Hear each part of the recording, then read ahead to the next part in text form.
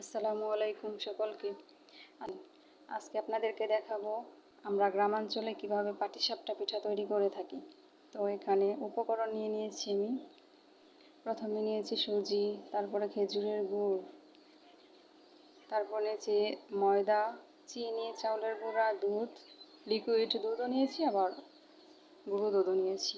এখানে একটা মিক্সিং বলে প্রথমে দিয়ে দিব চাউলের গুঁড়া, তারপরে দিয়ে দিব পরিমাণ মতো ময়দা, দিয়ে একসাথে মিক্স করে এখন দিয়ে দিব খেজুরের রাশি মানে খেজুরের গুড়, দিয়ে ভালো করে একটু মিক্স করে তারপর অল্প অল্প দুধ দিয়ে লিকুইড দুধ দিয়ে এটা একটা ব্যাটার তৈরি করব।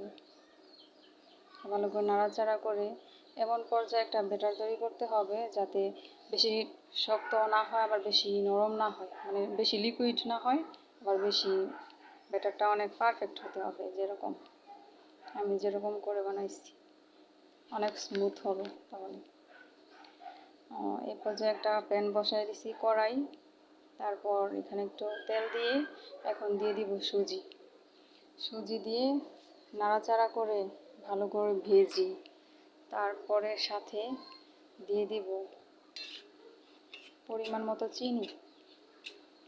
সুজিটা ভালো করে একটু হালকা কালার হয়ে আসলে তারপর দিব চিনি আর কি।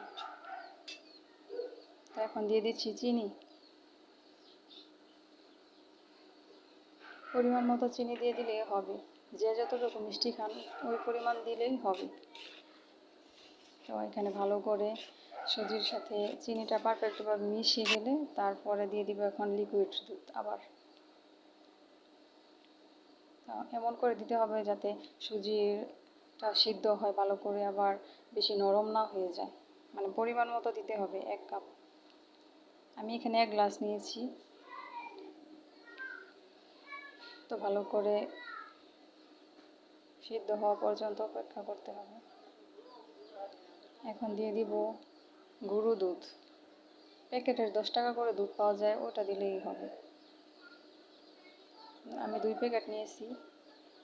এই পর্যায়ে গুঁড়ো দুধ দিয়ে ভালো করে নাড়াচাড়া করে একটা শক্ত, যতক্ষণ না শক্ত হবে ততক্ষণ পর্যন্ত নাড়তেই থাকতে হবে, নয়তো নিচে দিয়ে আবার লেগে যাবে, অনবরত নাড়তে থাকতে হবে।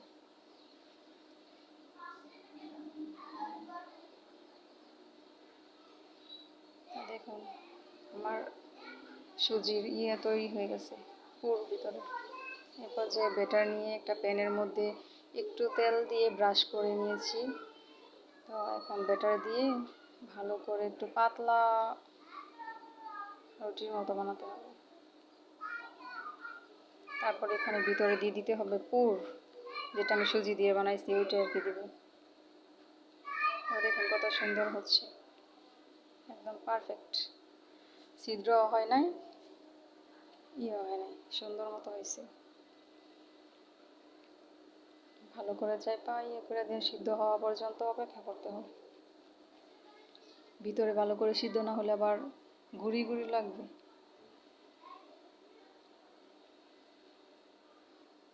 এভাবে আমি সবগুলো পিঠা তৈরি করে নিব।